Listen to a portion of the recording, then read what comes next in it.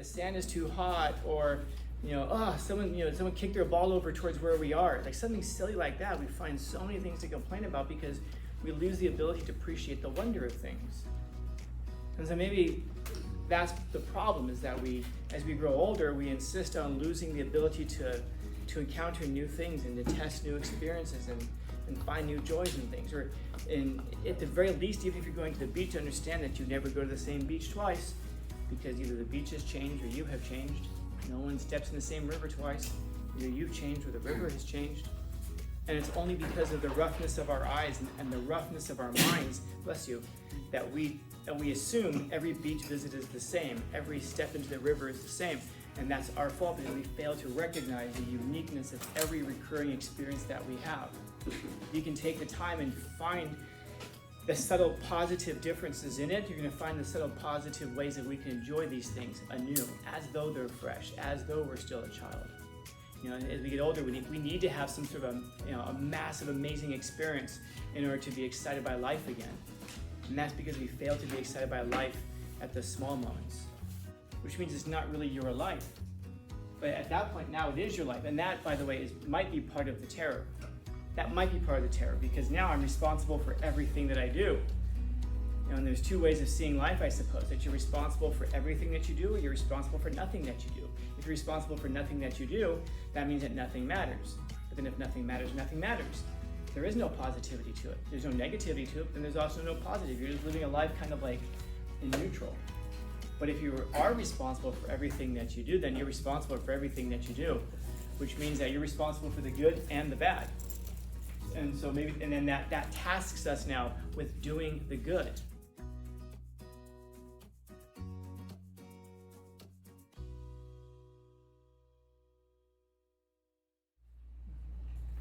Yeah. Can everybody improve? Yeah, but not everyone improves. Yeah, that's true. And then it almost begs this question about why there are people who improve a lot, and then there are people who just simply don't improve at all. Because there are a lot of people who don't improve. I know I talk to people who are the same person at 30 as they were when I knew them at 18 now. Maybe in terms of outlooks, or maybe even in terms of perspectives or behaviors. Yeah, Mark, you had your hand up.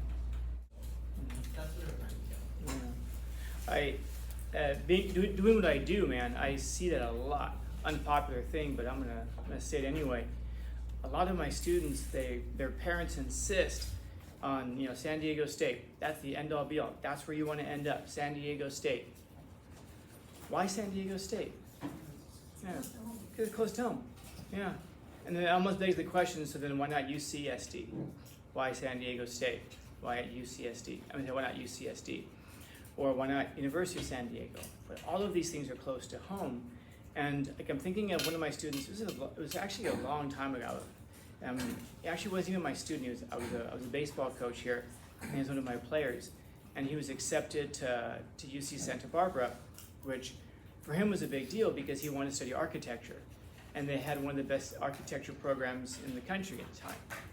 And his parents insisted that he stay local, so he went to UCSD instead. And they don't have an architecture program. They didn't have one back then. So it completely changed. He was passionate about this thing, architecture, which is really weird. It's like, anybody in here interested in architecture? One person? Okay, interesting. Two people. Very rarely do I have students who are interested in architecture. So the fact that his whole life he wanted to do this thing, and I'd asked him, well, why aren't you going to Santa Barbara then? And he said, my parents want me to stay local. So he stayed local. I still interact with him a little bit here and there over the years, and his life, I will give you a hint, he's not doing architecture. He's not doing architecture. I'm thinking of another student of mine who was accepted to Stanford, which is up north. It's one of the best colleges in the world, much less the country.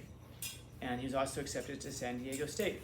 And he applied to both, and he ended up going to San Diego State because his parents explained to him, well, actually his mom, not his dad, his mom explained to him, well, it's better, you're close, you can save money on rent, which of course is essentially saying you can live with us for another 4 or 5 years.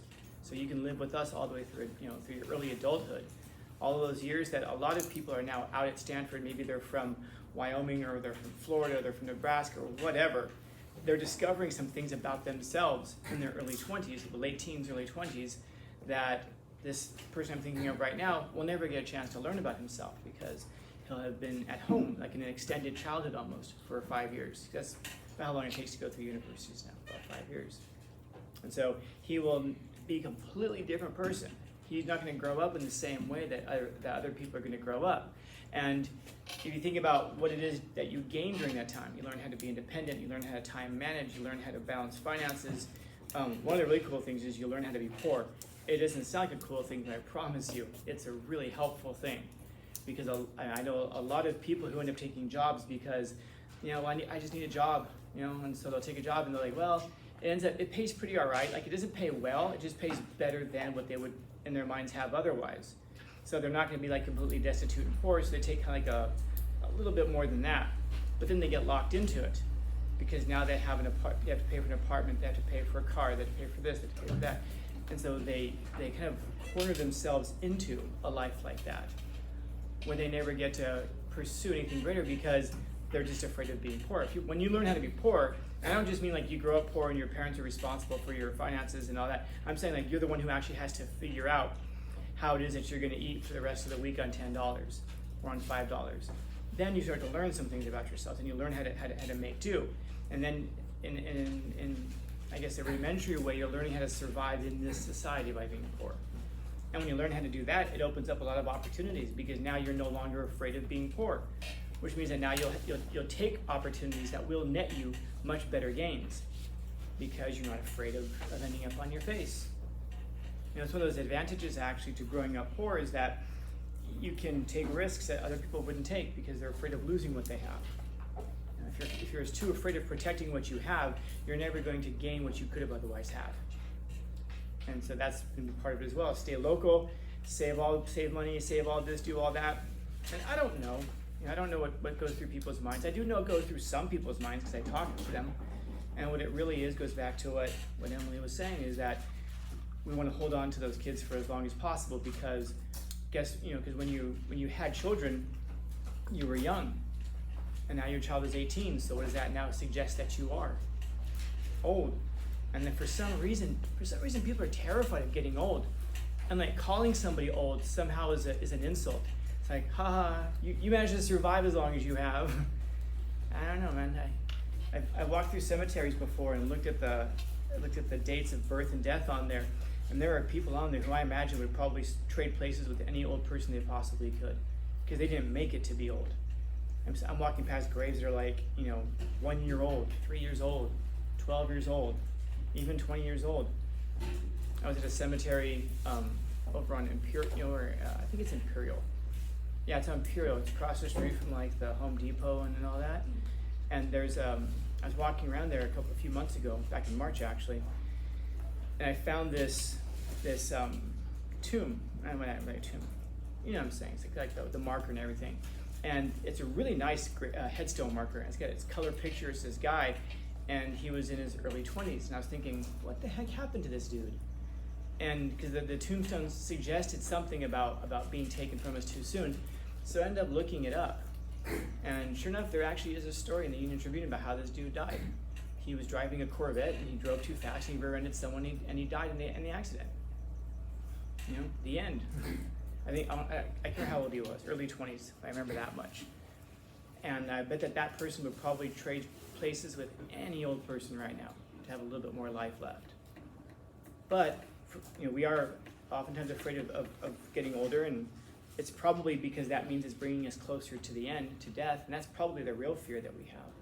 There's also the fear of not having a meaning and a purpose, and if you don't have meaning and purpose, it's hard to imagine living life, period, generally, meaning not to kill yourself, but I just mean like to wake up and find yourself doing something interesting every day, because your whole last 18 years, let's say, of your life has been eaten up by, my job is to raise this person, and once that person's raised, now what? I can imagine it's probably worse then, but it's probably similar in mind about committing 18 years of your life to a career, and all of a sudden the company closes, and it's like, now what? Gotta go find something else. Yeah. Some people people are just like also afraid of maturing and responsibility. It's like they don't want to. They still want to like be a kid. That's why they're like afraid of aging.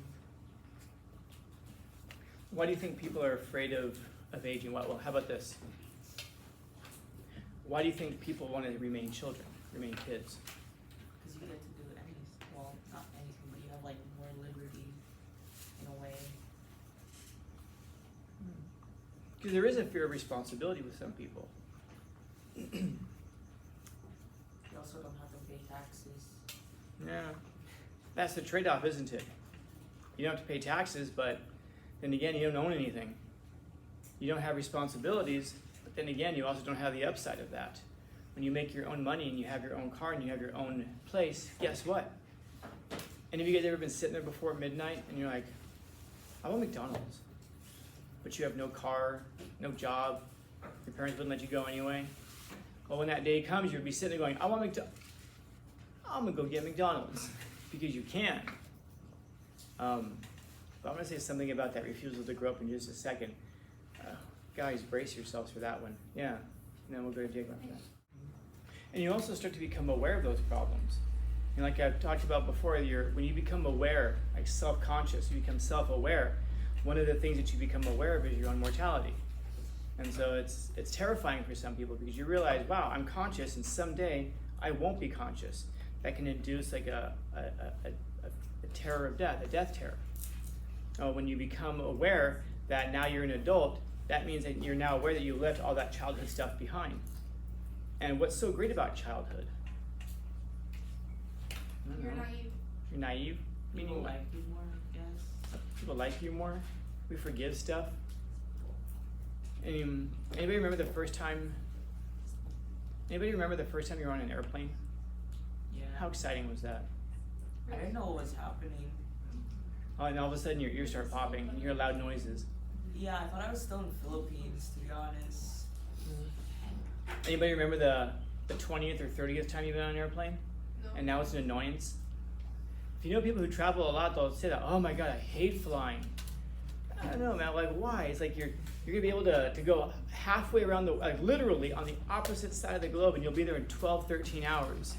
And people will complain because of like, you have to check a bag in. Like something silly like that. You have to sit there for like 12, 13 hours. You can get up and move around. You can get up and walk around. Meaning that what I'm getting at is that, how about this? Anybody remember the first time you went to the beach?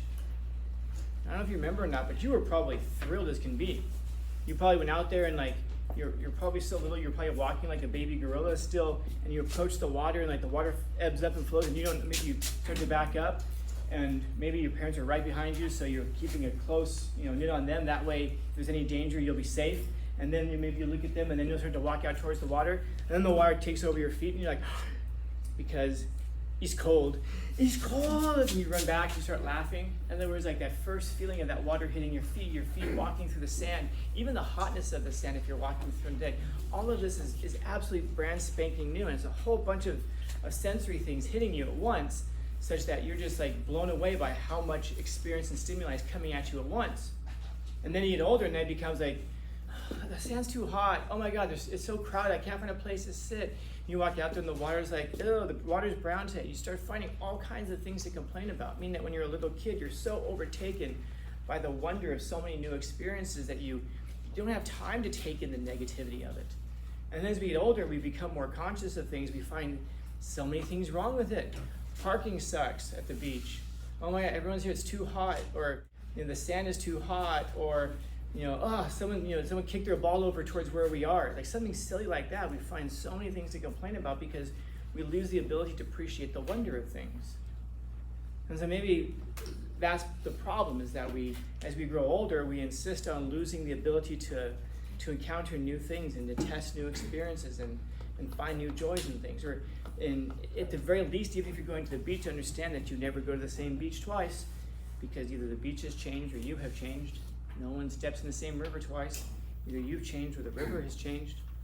And it's only because of the roughness of our eyes and the roughness of our minds, bless you, that we assume every beach visit is the same. Every step into the river is the same. And that's our fault because we fail to recognize the uniqueness of every recurring experience that we have. If you can take the time and find the subtle positive differences in it, you're going to find the subtle positive ways that we can enjoy these things anew, as though they're fresh, as though we're still a child. As we get older, we need to have some sort of a massive, amazing experience in order to be excited by life again. And that's because we fail to be excited by life at the small moments. Paying your own stuff. Like what? Like paying your own gas, food, your rent. Okay, I know gas, there's like food, soap rent. True. and soap.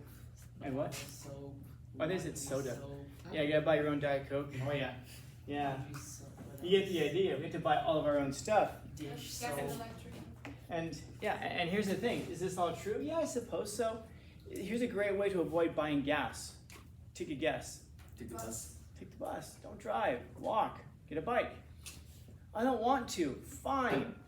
Perfect. Don't want to. Perfect. So that means you have a choice. So now that means you're choosing to live this life of driving. And that's good. Please don't take that from the sense of like, but you're choosing to. No, you're choosing to. So now it's a choice, which means that you're building a life that you're choosing and creating for yourself. You're not having to follow one that's been kind of like, when you're a little kid, you don't get to choose if you're going to take the bus or drive. You're directed to by your parents. You're taken along with them, which means it's not really your life. But at that point, now it is your life. And that, by the way, might be part of the terror. That might be part of the terror, because now I'm responsible for everything that I do. And there's two ways of seeing life, I suppose, that you're responsible for everything that you do, or you're responsible for nothing that you do. If you're responsible for nothing that you do, that means that nothing matters. But then if nothing matters, nothing matters. There is no positivity to it. There's no negativity to it, but then there's also no positive. You're just living a life kind of like in neutral. But if you are responsible for everything that you do, then you're responsible for everything that you do, which means that you're responsible for the good and the bad. And so then that tasks us now with doing the good, with not doing the bad. And so like maybe, so now, you have to pay for gas, but you only had to pay for gas because you bought a car. So now you're mobile. Now you're independent. You're free. You can make so many decisions for yourself. And the gas is just kind of like almost like a tax on top of that. The food, you have to pay for food, yeah, but you also get to decide what to eat. Haven't you ever been told there's cheeseburgers at home? I comido en la casa. Nobody else? And then you get home and it's like, you're like smelling it, and the food's like walking towards you because it's so old. But now you can actually decide, no, I want to eat something else. And so you decide, who cares if there's food in the house? And you're going to start throwing away a whole bunch of food because you can. And then the rent, again, you get to come and go as you please, though. And so there's those positives to it. And that first part there about being innocent. I asked this question, what's so wonderful about being innocent? Isn't innocent just another way of saying ignorant? Yeah. And by the way, we say like, when we're little kids, we're ignorant of like the how many terrible things are going on in the world. Aren't you aware of a lot of terrible stuff when you're a little kid? Like, aren't you aware of like vegetables and bedtime and can't do this, have to do that, you have to clean your room? In other words, we're still aware, but we're aware on a more personal level. And so maybe that's the thing, because maybe we feel like we have more control over it when we're little kids, but let's face it, most of us when we're little kids don't feel like we have much control. And so we're still aware of it, but something happens as we get older, which is that we start to grow almost like separated from our problems. Because when you're a little kid and your room is dirty and you get yelled at because you haven't made your bed or cleaned your room, you have some level of control over that. It's your room. But as you get older and all of a sudden you're hearing, this thing in Ukraine, they might start throwing nuclear weapons back and forth. And you're sitting there going like, first off, I can't even find Ukraine on a map. Is that even a country or is that a city? And then when you finally do find it, and you realize, wow, it's way over there. And if I went over there, I had to fly, and we all know flying sucks. So I can't even get over there to do anything about it. So maybe the problems of the world becomes the problems of the world, and we're kind of like part of it. We're in it. And we don't feel like we can do much about it. So maybe that's part of that terror, not terror, but maybe that's part of that distaste for growing up. Because now we start to see ourselves as being affected by problems that are they're simply not of our creation. But then there's also this interesting part that Aspid mentions, that society imposes views on us. At some point, you're going to start to realize that, yeah, our views have been imposed upon us, but once you become aware that views have been imposed upon you, that means you are now aware enough to do something about it. You can now start to change your views. You can now start to intentionally look for alternative perspectives. And at some point, there's two ways of viewing the world. If any of you guys take psychology next year, hopefully you'll learn these. There's called an internal locus of control and an external locus of control.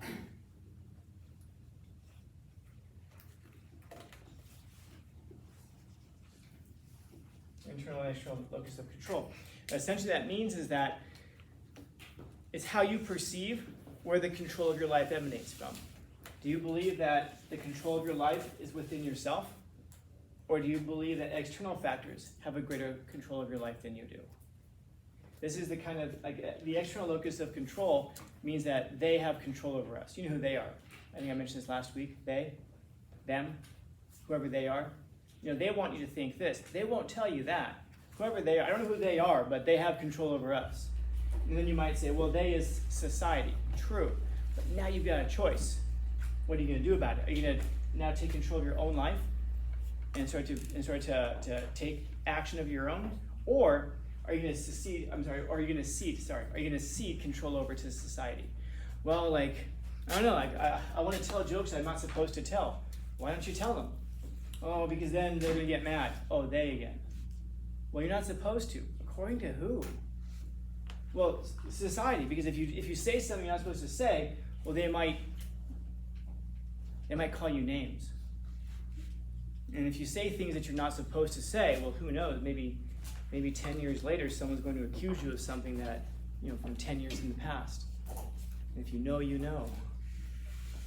And so, yeah, no one said that life isn't a struggle. And you start to become aware that it's a struggle the older that you get. Because now you realize that there really there's this battle between, are you going to shape yourself or are you going to allow yourself to be shaped? It's easier to allow yourself to be shaped externally. But it's also harder because now you got to live with the awareness that you've been shaped. It's easier to shape yourself internally because now you can take control of it and you can take pride in something like that. But it's also a bad thing. It's harder also because now you got to rage against society and you rage against expectations. And that's really hard to do. Yeah. I think I'm thinking of, some of you might remember last year when you were inactive. Anybody remember my cat from last year? It surprises me that some people remember my cat from last year. I had a cat in my room one day last year. It was near the end of the school year. And someone brought me a little black kitten and gave me like, look, I brought a kitten. And this thing was like tiny. I put the kitten inside of the whatever for my hoodie. And I was able to walk around with him. I'd be standing in the hallway and you'd just hear, like, what's that? I'm like, I was yawning. What do you? And I would take this kitten around and have a picture of him. And I'd go into the classroom and I'd hold him up, all hail. And he would be all curled up, you know? He's so adorable. And that kitty, right now, I still visit him from time to time. He's a little terror. They call him a little psychopath. He goes nuts. So like my friend will pick him up and I call him Little Bat. His name is Luna, because they thought he was a girl at first. They named him Luna. And then now they just kept the name because they thought he was a boy, but that's because he was so little he didn't have his stuff out yet. We'll leave it at that. And so they named him Luna and they said, well, screw it, we'll keep his name. It's 2023, right? You can name him Luna if you want. And so I named him Little Bat because he's so dark that you just see his eyes and his little fangs. And he's like, I don't have a problem with him. I pick him up and he just goes completely limp. And I hold him and I'm always like, oh, he's such a sweet boy. And then my friend's like, he's a demon. He's not a demon, what are you talking about? He's such a sweet little, and he has this really loud purr and I'll just hold him and then I'll put him down and he'll like walk and he'll like fall down on top of my foot because he doesn't want me to go. I'm like, oh, he's a sweet boy. And then as soon as he gets up, he's just raising hell all over the house. He's like attacking her other cats. He's still tiny. He like jumps on them when they're sleeping. He like goes running up the side of the screen. And my friend's like, see, he's a demon. And I go, no, he's just a little naughty, that's all. Because he's cute and he's small. So we excuse that kind of behavior sometimes. And we see little kids and they do silly, stupid things, and you know, be nice to little kids when they don't know things, and be nice to little kids when they screw up because they don't know any better. And then we hold people accountable when they should know better. And so, you know, I just let him, I go like, oh, it's okay.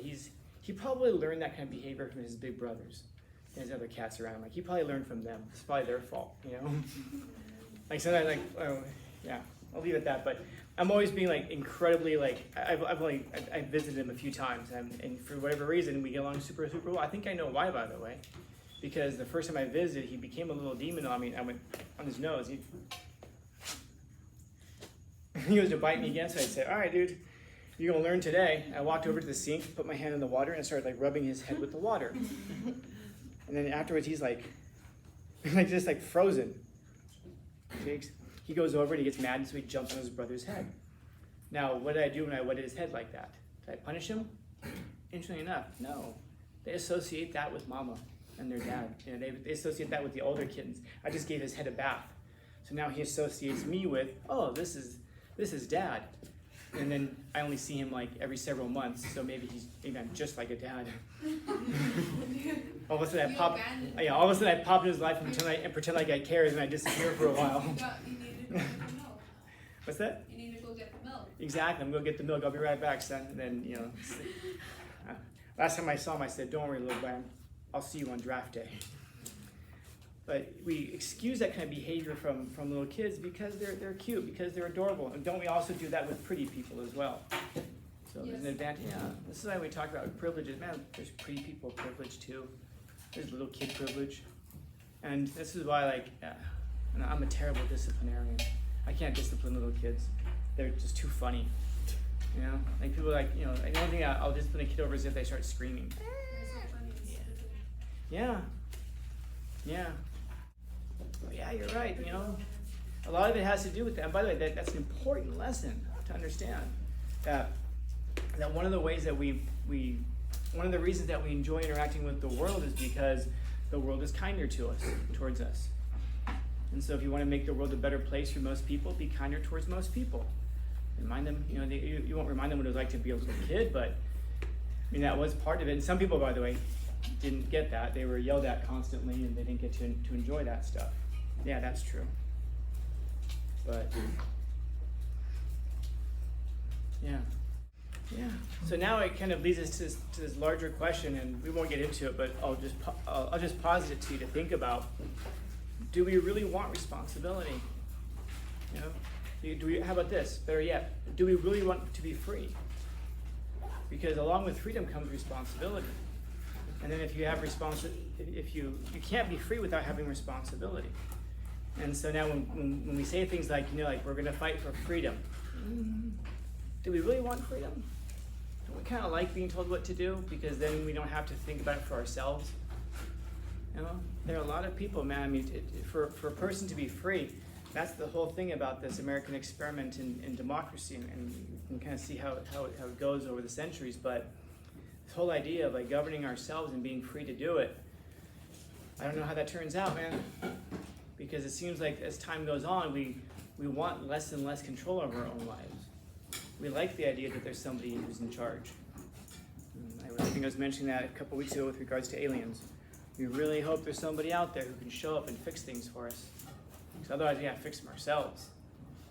So, at some point, I'll leave with this. You're all going to experience that thing where, like right now when something happens, like for example when someone drops something in the room, or somebody's phone accidentally goes off, everyone turns and looks at me, like I'm supposed to do something about it. I can't wait till the day comes when everybody turns and looks at you. And all of a sudden you're going to realize, holy shit, I'm the adult. Questions, comments, concerns, complaints, criticisms, critiques? Neato.